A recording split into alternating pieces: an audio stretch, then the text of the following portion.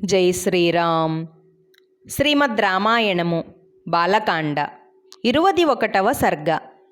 విశ్వామిత్రుడు దశరథునిపై కోపించుట.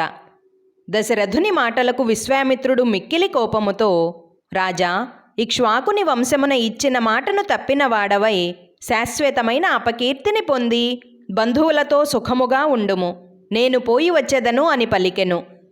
విశ్వామిత్రుని కోపమునకు దేవతలు అందరూ భయపడిరి. భూమి కంపించెను.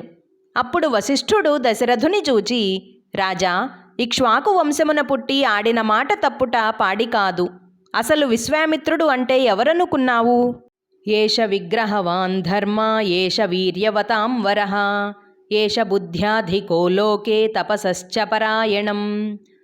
అనగా, ఈ విశ్వామిత్రుడు మూర్తీభవించిన ధర్మము, పరాక్రమవంతులలో శ్రేష్ఠుడు, లోకములోనే బుద్ధిమంతుడు, తపస్సులకు పరమస్థానమైనటువంటి వాడు.